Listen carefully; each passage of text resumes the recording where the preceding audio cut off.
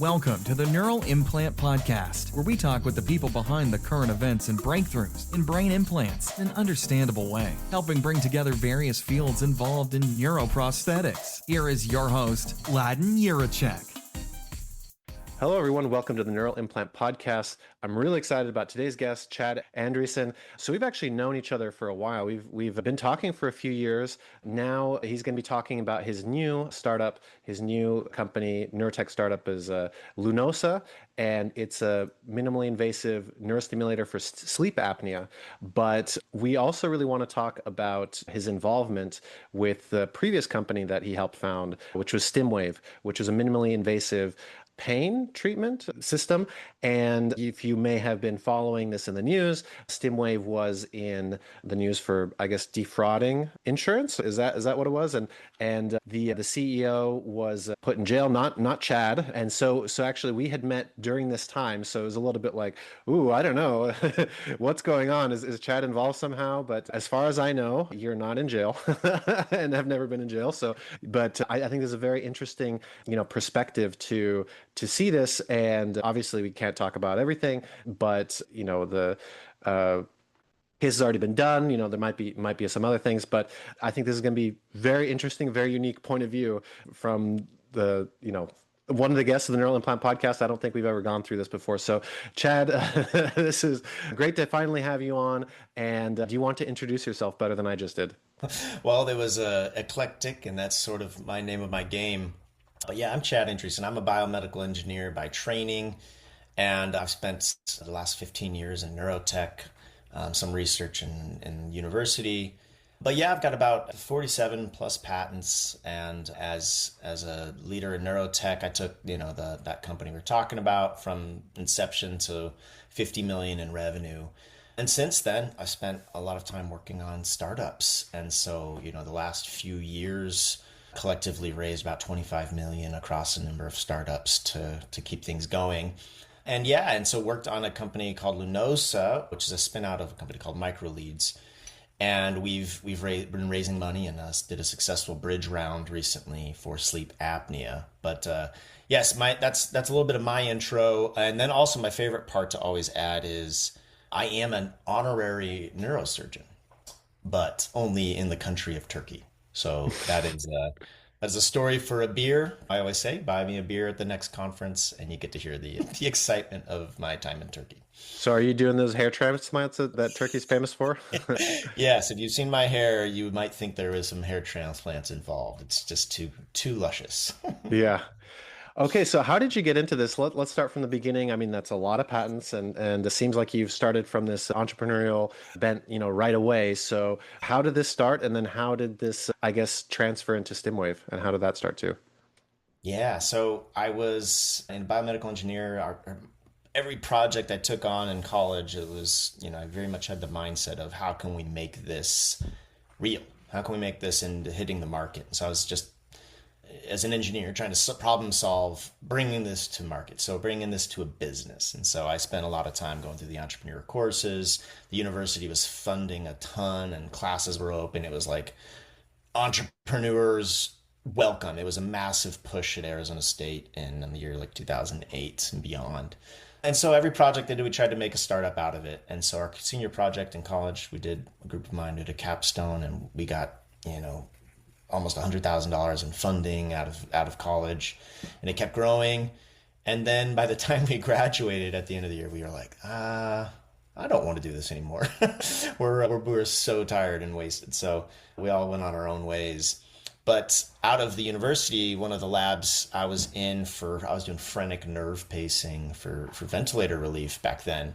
And now there's actually products hitting the market. So really exciting to see some of that research, but that was over 15 years ago. We were looking at that with actually Dr. Renu Zhang and Dr. James Abbas. But out of that, I met a few people at the university that were doing a startup for neurostimulators, wirelessly powered neurostimulators. And I said, heck yes, I'm in, I'm done.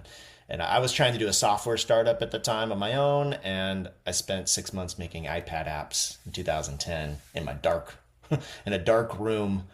And I said, oh, I need to see some humans. I need to see other human. I need human interaction. So that's again why I'm a unique engineer. And so I left the software side and focused on this new startup we were making called Stimwave. That's awesome. Okay, yeah. So Stimwave was a minimally invasive neurostimulator, so you didn't have to have any percutaneous leads, basically wires going across the skin, and you were able to stimulate the nerve. So what was it originally intended for? What did you eventually move it to, and how did that founding look like? Yeah, it was, it was supposed to be like these little grains of rice was the original goal. And we went to every event showing off these little grains of rice that stick on our finger that could be wirelessly powered. They could be wirelessly powered. They were functional, but they weren't necessarily highly effective for the maximum power at the time. But, it was real. And, we said, hey, what do you think you could use this for, doc? And we went to some neurosurgeons and they looked at it and they go, that's cool, but how do I get it out? That was the first question. And we said, what do you mean? Why are you getting it out? As the rose-colored glasses of an engineer. And we said, why do you have to get it out, right? And they're like, everything comes out. Every neurostimulator we put in has to come out at some point. And it was a shocking moment to realize that was, of course, an important part of medicine and status of surgery, but also just that the reality that everything that we make isn't going to work, and that the things fail and there's some normalcy to that. So he handed us a Medtronic 8-contact percutaneous spinal cord stimulator lead and said, put that technology inside one of these. And so we did. And we sent back to the bench and worked on that and made everything look a lot more like a perc lead. And so we embedded our electronics and the antennas and really figured out, how to maximize our energy efficiency from the outside and the inside. And, by 2000, so that was 2010. And by 2015, we got an FDA clearance. So we did first in humans, probably like 2012, 2013 in Mexico. And then 2014, we actually had a CE mark. So we did real humans, real structured implanted humans in Europe in 2014. And then by 2015, we had an FDA clearance. Wow, that's exciting. So at that point, you're able to sell to patients, or you were able to do further trials, or yeah, how did that look like, that kind of ramp up? That's really exciting. Yeah, and it's interesting. I think the lessons learned along the way that I think that I still hold to and just how powerful it is we weren't, we were well underfunded, you would say. We were running on a shoestring budget. And so everything we did was tight. Everything we did was well budgeted or under budgeted. So we made a lot of things happen, by just tons and tons of hard work on everyone's sweat equity. And we had an amazing team of some people who were willing to make that sacrifice at the same time. That the reality for the getting into the humans was we just followed the rules and we just didn't listen to whatever the normal route was those days, right? So you have to do a US study or you have to do an Australian study first. And we said, hey, we need to prove to investors this works, right? We need to find value inflection points. And so we did that on whatever shoestring budget we had to getting to that spot. We found some great manufacturing partners that did everything, implant grade. But we were still designing how these products would fit through needles. We were still designing how to make the transmitters on the outside really powerful and still fitting in with all the regulations. So it was a massive journey, an undertaking, but getting to humans was the important part, right? As any startup goes, is you got to keep moving through the human track. But we didn't do any large scale studies. It was all small scale, a lot more beneficial to the engineering team, but also providing clinical value to proof, right? And, pain's subjective, so pain was a little bit harder, right? Because, you pay a patient in Mexico to do an implant study and they're the cartels around the corner saying, you're doing better, aren't you? And you don't know you don't necessarily have an honest opinion from these patients. And same thing with Europe, actually, was these patients had waited years. So the answer for all of their results were great. Everything was great.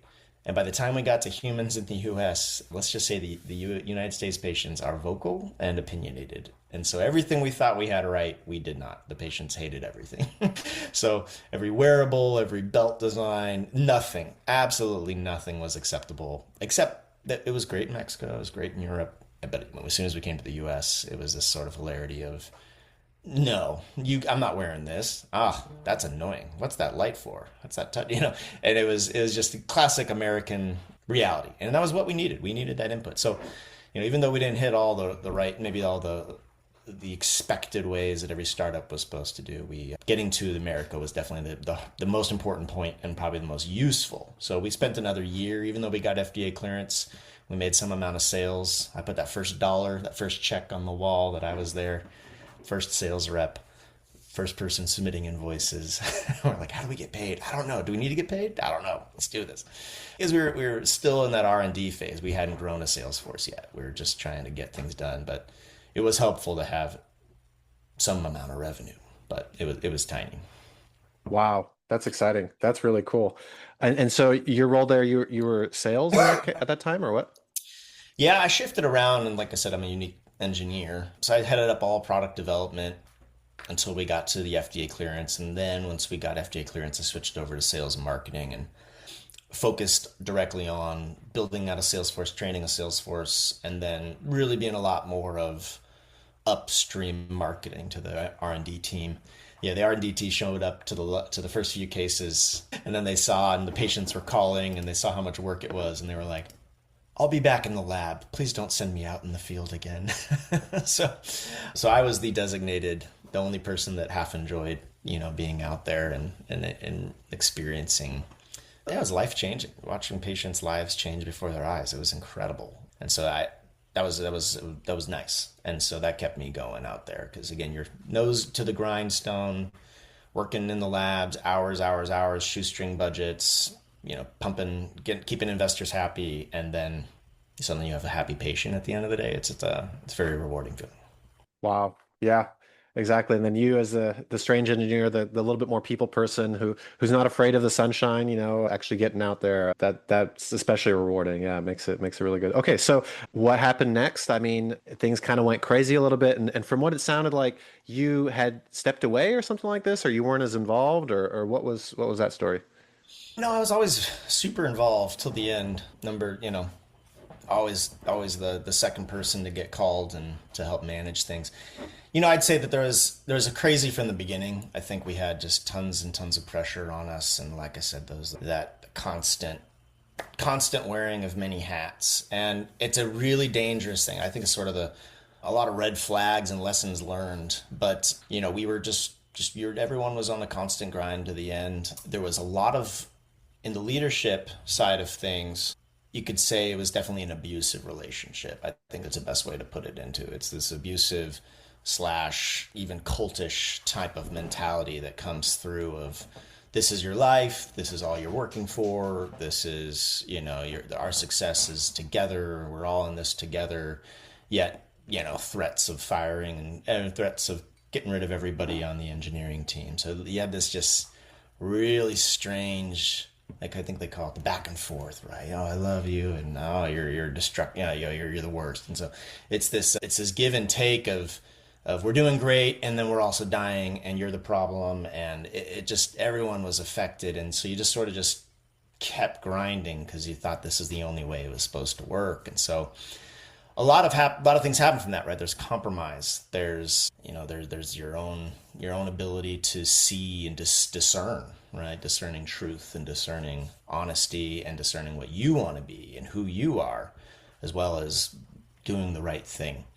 And so a lot of that starts to shift, and it shifted around dangerous times, right? So again, we're looking for giant investment inflection points to keep the company going. And there's a lot of lines crossed and a lot of gray areas that make a lot of people cringe. But you're like, well, then, what does our leader say? What does my boss say? And when you don't know, when you're a fresh out of high school or fresh out of college engineer, it's a big question of what is the answer and who is my mentor. And so, yeah, things started shifting, especially as you get the pressure of Salesforce, right? So quickly we brought on, 20 to 30 salespeople. That grew to about 100 field-facing personnel by the time I left. And it's just this massive amount of weight and pressure. All these people are depending on the product to work. They're all depending on everyone's hard work in the company. And then there's just this little contingent down in Florida holding the company together.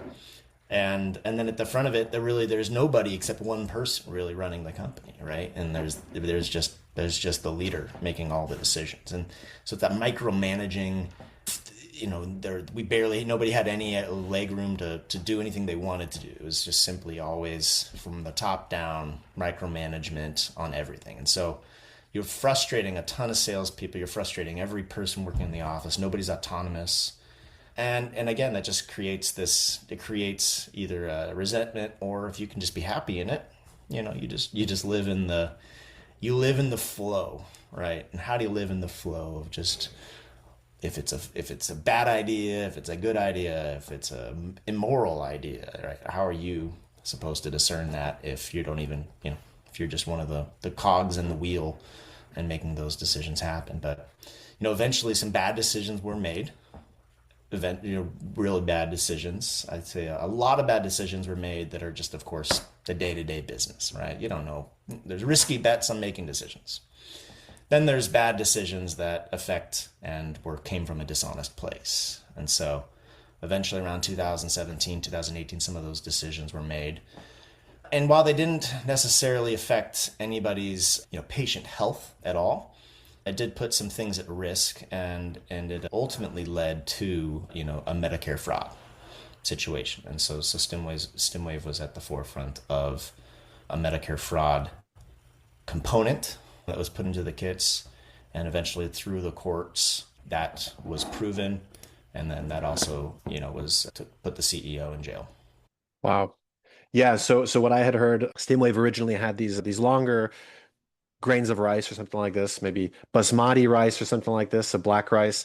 And then you were asked to develop smaller ones, maybe half the size, half the length, something like that. And, sure, we can do it, but those ended up being dummy devices, and they were not actually stimulating anything. So they were just kind of a placebo, but the patients were made to think they were real. Is this accurate, or is there some kind of clarification? No, and I appreciate that. I won't get too much into it, but that's definitely not accurate, that there was any type of placebo or non-functioning device for the patients. There's a lot of nuance to how to explain this, but never was there a device put in that wasn't functioning, that could and did deliver therapy. It was more of these periphery components that were included in kits that could lead to higher reimbursement values for the doctors. And so those secondary components, whether they went in or did not, they were not functioning. But there was still a core component that did function and always delivered therapy. And so, that was, something outside of my scope. I was like, I don't know and understand how reimbursement works. This was a slow burn and a slow fade of, again, making constantly making wishy-washy decisions. And this just sounded like another small step, right? If I looked at the whole scope of things, I would say it was just another day making weird decisions that were outside of my understanding. And was I in the full understanding of it? No. And I think most of us were. I think somebody was, and they got in trouble for it. But I think that, we were able to sleep at the end of the day because the devices were functioning. These patients did get therapy, and I got to see them. I got to meet them. I got to work with the patients on a constant basis. So, and that was a huge thing. I had to look at patients at the end of the day in the face. And I think that's what made our devices better, was that I was out there, and the other engineers that we got to hire, they got to go out there and say, this is real, right? This isn't just a lab room with college kids. This is real patients, real humans. And so from those first patients in 2015, we revamped how we did engineering truly, because it was, we shoestring budgets to get somewhere, and then we went, okay, this is real. We need to really, beef up the reliability, beef up the standards, beef up everything that we think and understand. We need to get rid of some of the old get stuff done fast mindsets and get into, let's make this last and let's make this effective. And so that face-to-face with patients really changed how the engineering team put things together, and everyone especially when you get hundreds of reps calling you. You know, they really don't want to keep getting called, and we don't want to keep getting calls, so let's make a better product at the end of the day. But we were, at the end of the day, these patients did receive functional therapeutic systems, and whether or not the doctors used this extra component was part of the big scandal. Got it. Okay. Yeah, thanks for that clarification. This episode is sponsored by blackswan-ip, a boutique law firm specializing in intellectual property for neurotech and medtech startups, founded by Eugene Daneshvar, who holds both a JD and PhD in biomedical engineering. blackswan-ip helps innovators secure patents, develop smart IP strategies, and even navigate funding. Whether you're an early-stage startup or scaling your medtech venture, they'll work with you using flat-fee pricing and deep technical expertise. Learn more at blackswan-ip.com. Okay, so how did you find out that something was wrong? I mean, I'm imagining that you had a bunch of people, FBI, knock at the door, and they do the thing where they show you the badge, and then they like rush in or something like this. How was it? What did that look like from your side? Yeah, that's definitely TV for at least our experience. I think it does exist out there. No, we simply got a letter in the mail or email that said that there was an investigation into the company. I was told, at the time, as soon as we started reading it and understanding it, I was told this happens to every company. There's always some investigation. As you get larger, there's always reasons for the government to be in check with companies. That's what I was told. I don't know the the truth on that. I think it was just to make sure everyone felt at least a little bit like not just jumping and quitting. But no, it was a terrible feeling. Absolutely terrifying. And there was no proof in there. No, there's no like, we're looking at this exact thing. It was more like, hey, give us your records, give us everything, and we're going to start looking at you guys. We're going to look at everything you do. And you're like, wow, what the heck did we do? What happened? What did we do? And man, so there's no government run through. So then you just have to not touch anything, not delete a thing. Everything has to just stay super, super secure. And there's a number of lawyers, big lawyers coming and getting involved, and then they start just investigating everything from top to bottom, and it was years. So that started in 2019, and that took, I think everything finally closed out in 2024. So wow. Full 5 years, and we were told that these things take about 5 years, and I was like, wow, that's crazy. Let's do it faster. Let's clean up and fix things. So what actually happened eventually was that the CEO was kicked out by the board within about a month or two, and I stuck around for 2 more years to clean the company up. So my goal from the beginning was, I didn't have anything to hide. I didn't, right? We did what we did. So here you go, and I know I know there were bad decisions. I know there were things that we could have done better. And so I wanted to just be that way. And so from the founding team, I was the only one that stuck around. There was 8 other original core team members from the early days, and they all left with her thinking that she was in the right, or the previous CEO was in the right. And so that's fine. They had that thought. I knew that this person was very capable of some terrible things. And so I knew that I was going to stick on the side of our patients, right? We had about 5,000 patients to take care of at that time. And leaving and trying to disrupt the company would put all of them at risk, all of our patients. And again, I was a lot of times the face to these patients. So I knew how important that was. And that was the reason why I became a biomedical engineer. This is my world to help people. And so my goal was full transparency, honesty, clean it up, do everything I can from day one. And so you're saying she left within a month of getting the letter from the governmental investigation? By that time, you had found out what was going on, or what was going on there?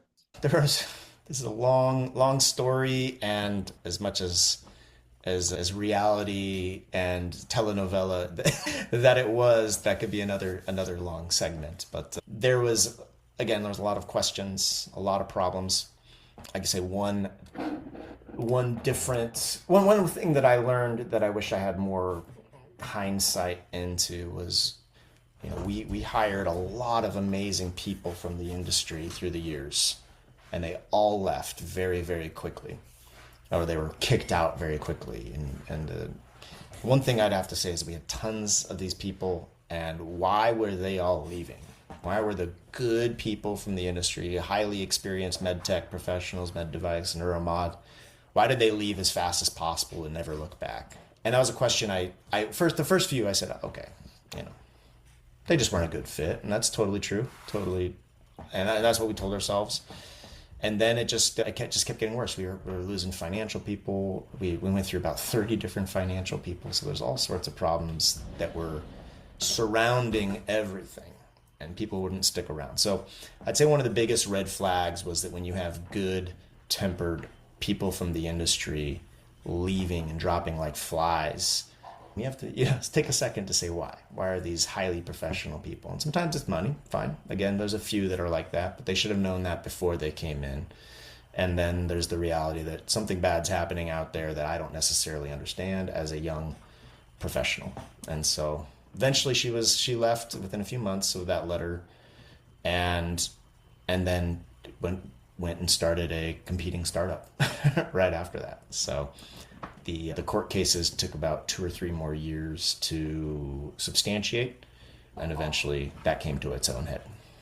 Yeah, exactly. When you start seeing rats, leaving the ship, is the ship sinking? What do they know that I don't?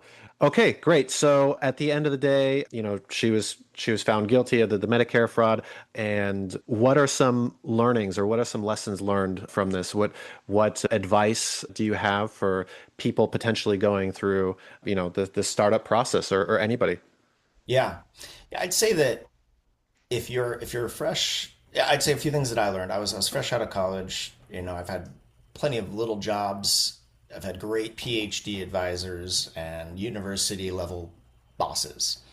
Going into the real world, I didn't know what to expect from a business boss, let's say, and I let myself have a person who was extremely, again, abusive is a good word, but just somebody I've never known, or anybody in my life I would never put around me as a friend, right? Never, my parents would never treat me like that. My friends, my girlfriends, my wife, these are people I would never let them treat me like that. But I did. I let this person treat me like a slave, like a work slave, and then abusive mentality, emotional manipulations, and team manipulation. And I'd say that's take a hard look, and if your boss isn't somebody you would really enjoy being around, then you should think about how to get out of that, or how to put major boundaries up. And so a little bit of that, the small team mentality, there's no chances for the boundaries were hard.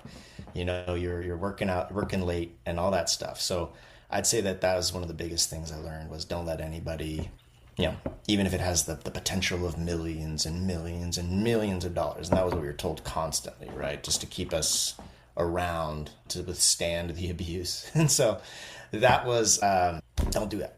Don't believe that. It shouldn't be about the money. And it wasn't. We learned early that this was just the money was a lie. We got to do this for ourselves. We got to do this to build our own personalities, our own track records, to practice making amazing medical devices. And I think a lot of us banded together on that we were never going to see $1. And the truth is, we have not. So besides our salaries, that was it. And I think that the fear, or the dream of money, is the worst thing to go after. Absolutely. And so we were lucky to at least shift that. But there was always that dream in the back of your mind, will I survive this?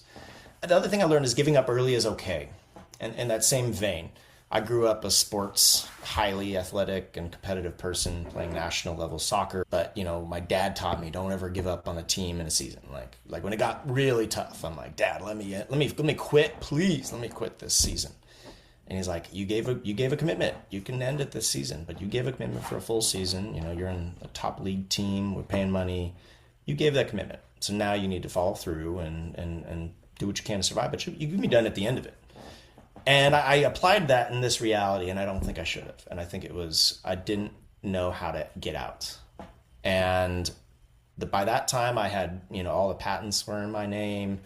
All the hard work was my baby. I held the engineering teams together the vision of the product, and they were all amazing on their own. Don't get me wrong. They would have been fine without me, but I had this like, oh, they need me, and I need them, and we need this, and this really strong mentality that I couldn't leave. And I think as soon as you start saying I can't leave, bad things can happen. You're bound to make decisions you shouldn't be making, and so that's why I think that's why really good employees cost a lot of money, because eventually they could leave, and you need to pay them for the time that they have and survive. And so I think that was one of the biggest things. Those are two big lessons learned that I had. The good things, moving forward regardless of people's opinions. That's something that we constantly did, and we survived, and we succeeded, and we thrived, right? Stimwave is now a wonderful company called Curonics, and I left it better than I found it and cleaned it up, and they're still running. They're still the number one leader in peripheral nerve stimulation. So leaving people's opinions in the wind is very important, and doing things that are right regardless of what people think is very important. And I think we did that. Somebody said that you'll never do a wearable medical device. Nobody will ever wear anything. Well, we're at 20,000 patients served over there, and so I think there's an answer to that question. Now, is it as big as SES? No, but it proved itself, and there's people surviving, and Curonics creates jobs for hundreds of employees, so it's wonderful. There's great benefits, and lives changed, like I said. So don't ever get opinions caught up on you. I think that's the number one reason why CEOs are sociopaths. They don't care about people's opinions. So adopt a little bit of that mentality, and make sure you have good mentors and good people around you to bring you back down to earth. Yeah. Wow. And then before we started recording too, you were talking about maybe a misalignment of incentives, or kind of a bad culture that's coming in with a lot of this funding. Do you want to talk about this kind of maybe Silicon Valley point of view or mindset? Sure. I think that, anytime you have an enigmatic character and that little sociopathic mentality, I think everyone's read the books on bad cultures from the tech world, and you see that constantly on who succeeds the most, right? Amazon gets constantly lambasted. I don't know the truth on Amazon, but there's books written about the terrible culture there. The tech culture of survive or die, and don't sleep, and don't eat, and wake up at 4 a.m. in your ice baths, and those things. But that's real. That's very, very real. And these people that are doing that and succeeding, and they're wonderful. But some of that getting into the med tech culture has shown itself in a problem. So I like to make sure that people from the med tech space specifically hear the story that I have and say, I should look at my own bosses. I should look at my own managers that are all for their shareholders, or all for the growth of the stocks, and all for the money and growth.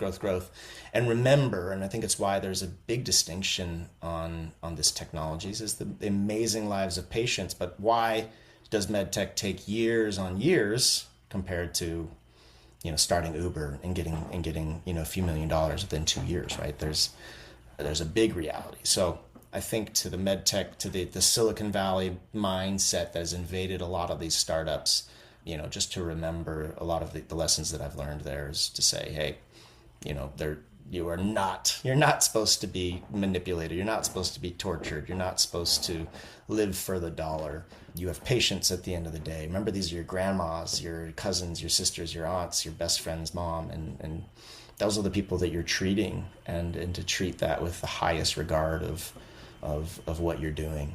So, and then you've got your bosses and your managers. So you can have that hard all day, but you've got people around you that are manipulating you or torturing you. And so just to remember, you've got options. There's so many options out there. I remember I was a little afraid just because of the sick culture of conspiracy theories that was at Stimwave. I was afraid when I had recruiters reach out to me, I was scared that it was a setup. So like, is he going to leave? Is he going to try to leave on us? And that scared me to death, that I might even say hi to a recruiter and somebody looking for jobs or giving me jobs. And I did. And because of that, I didn't leave. And it was my own fault, of course, on all of this.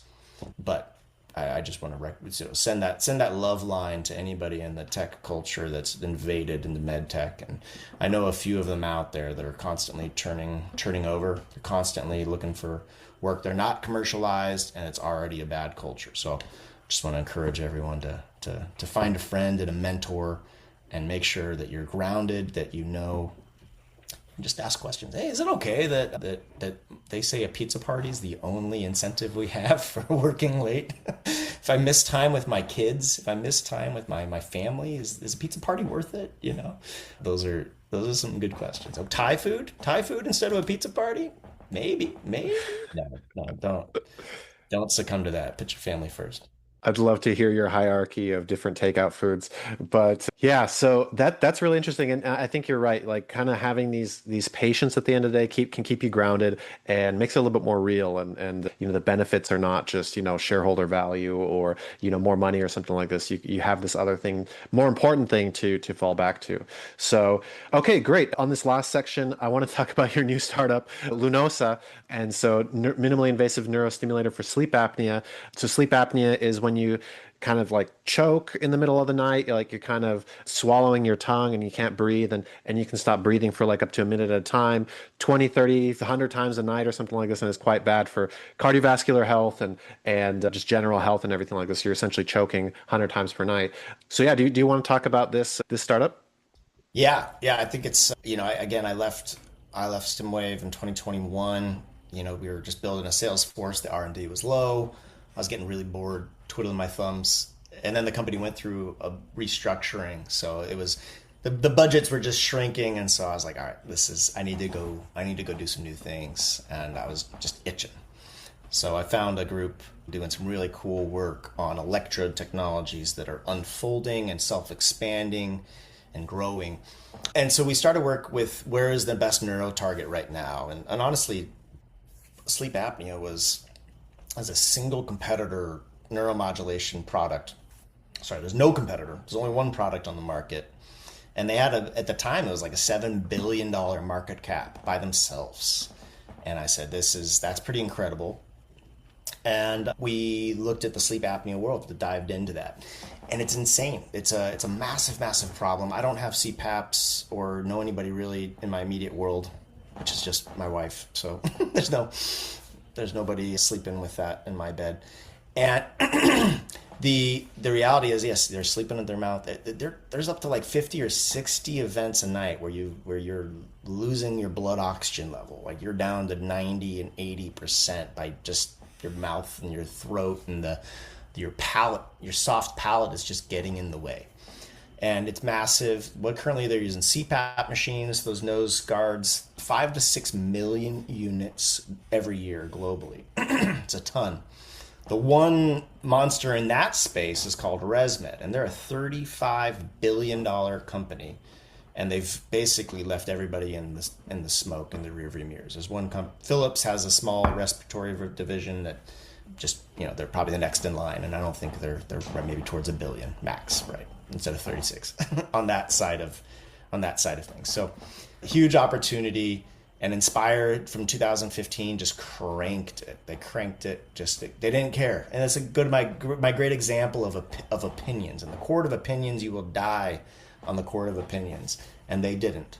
Medtronic gave them the technology and said, this isn't going to be anything, so you guys can go have this in the early 2000s. They developed it.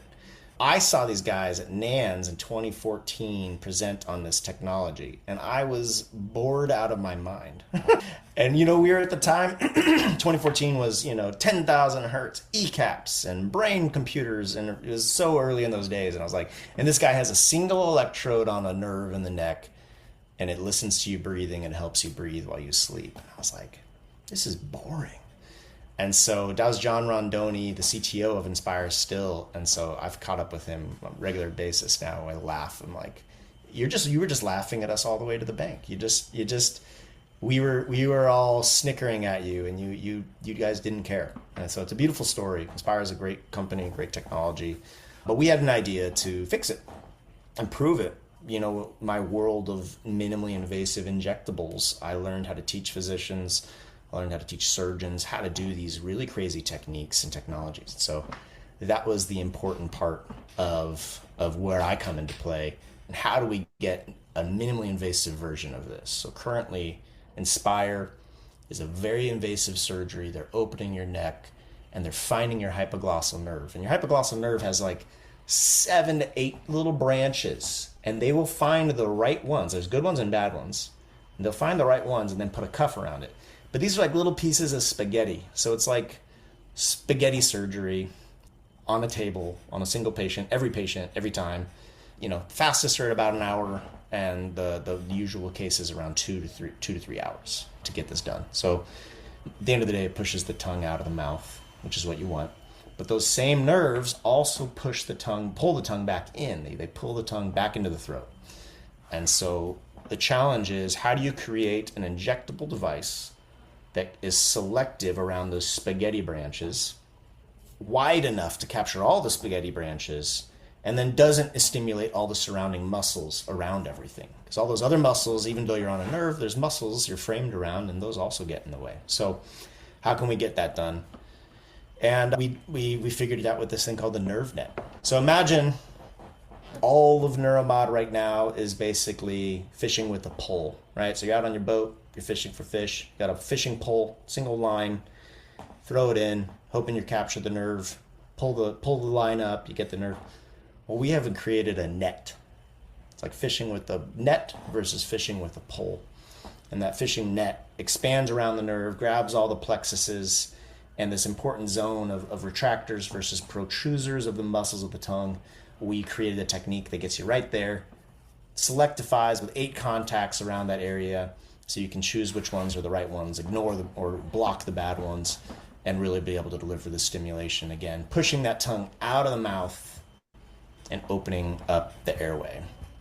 So it works. We've done it now in humans, and we have the patented on this nerve net technology, and we're really excited to see that really start making an impact in a few years, because everything takes time. But it really cuts down on doctor time, right? So the biggest thing is you want to get the most amount of therapy. The doctors spend longer in surgery to do that. So how can we have them spend less time in surgery but achieve the same amount of selectivity? And so that's where the nerve net comes in. Doesn't use ultrasound, which is another factor of how you really slow a product's growth. If everything's ultrasound based, you're asking for trouble. And so I knew that from the beginning, was how can we create a tool? So we created a special introducer tool that does all the work for you, that's without using ultrasound. And it's a closed loop tool. It finds the nerve, and then it tells you which direction to insert the nerve net. So it's really slick, and it makes an excitement for doctors to use it. But again, you got ENTs. These are basically the neurosurgeons of the face and the neck. They're not so used to needles and tools, just like a neurosurgeon doesn't always do epidurals every day. So we had to create a tool with that in mind, that they're not ultrasound experts. And we've talked to the guys that have been creating very similar technologies using ultrasound, and it's so hard. It's so hard to use ultrasound. We're talking gnat's hair accuracy with these tiny electrodes or these tiny grains of rice mentality. It's hard, and it'll always be hard. There's no changing that. So we said, we need a tool that gets you to the nerve, expands around the nerve, and doesn't cost the doctor a skill and time as well. So we're looking for that. We're excited for Lunosa. We've just won quite a few contests recently and awards for the best innovations. And we just finished up a bridge round. Given the fun world of investment right now, we're keeping this alive until we really get that big Series A, which will put us through chronic human implants and lead us up to a PMA. Wow. Yeah, exciting. Hopefully it goes well, and hopefully the technology is proven to be very successful, and you can get rid of these Darth Vader masks and maybe improve not only the sleep of the patients, but the sleep of the patients' spouses, or girlfriends, boyfriends, side chicks, whatever. So yeah, I think that's really cool. So what are some exciting things here in Lunosa, and then what else do you want to mention? Yeah, Lunosa's very exciting. I'm really thrilled to be working with amazing physicians around the world. So the other excitement's sort of into, how do you really capture this as a platform too? So can we use this technology in other therapies and other regards? And so, we ask ourselves that question. We're pursuing a number of platform directions, but I think another factor is you always got to do one thing and one thing well, and so we're definitely drilling in on that. The other thing was a lot of people are trying wireless power, and that's been a big headache. And I know because I was on the forefront of wireless power for those 10 years, and I know it's a bear. And it's a reason why the products and the technologies probably won't grow past a few thousand patients per year. Patients just don't want to deal with wearables and sticky pads. And there's a faster scaling method. And again, it's not just that the patients have to deal with sticky pads, the doctor's office has to deal with it. And then the surgeon goes and questions whether or not they should keep using sticky pads and wearables. And so if you're the only product on the market, you can probably do well. But as soon as there's products that don't require sticky pads, and the doctor's office, the nurses aren't getting calls on how to charge it, how to replace it, how to align it, and the reps aren't getting the same calls. I don't know what's going on. I don't know how to wear it. I just woke up from surgery. What do I do? These massive questions that hinder wearables. And I say that, my forecasting hat, now that I've seen a number of wearables try to make it into technologies, I think that we're never going to see a wirelessly powered device hit above about 5% of market share versus similar battery devices. I think 5% is generous as well. I think as soon as there's a battery-based device that matches it in the market, it's going to take off 10 times faster, because I'm a physician. I do not want my reps, my nurses, my patients all bothering me on alignment. And that's just the problem. It's why wireless charging with phones had to start using magnets, right? The magnets were the reasons why wireless charging has succeeded again. But the old Androids still sometimes don't have the magnets on them. And if you've ever tried to replace a wireless charger on your phone without the magnets, it is so confusing, so burdensome. So I think that's the world of how we're also changing and using a micro battery. Probably have the smallest 8-channel micro battery in the market, and then the world's smallest at that point. So we're excited about that to be also part of the platform. Wow. Yeah. Exciting. Well, I hope you're not right about this wearable thing, because that's something that I'm helping develop right now, but we'll see. But Chad, this has been excellent. I've really enjoyed this talk. I could talk to you for hours, and hopefully you'll be able to come on later and be able to talk more about Lunosa and the successes, presumably, of Lunosa. But is there anything that we didn't talk about that you wanted to mention? No, Len, it's great talking with you. And again, I hope everyone here's my plea and my cry is to make the world better and do what's right and do what's honest. And if you mess up, let me go back to that. I messed up, right? I did things wrong. I didn't stand up. I didn't do a lot of things right. But own it and fix it and do what's right that you can at the end of the day as well. Excellent. Thank you so much. Take care, lad. Hope you enjoyed the show and were able to learn something new, bringing together different fields in novel ways. Until next time on the Neural Implant Podcast.